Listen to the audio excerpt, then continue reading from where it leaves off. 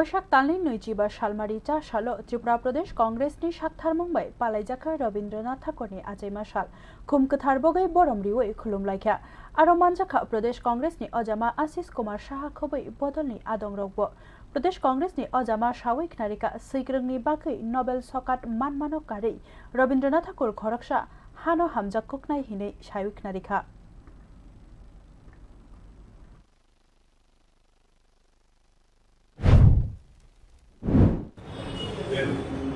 কবিগুরু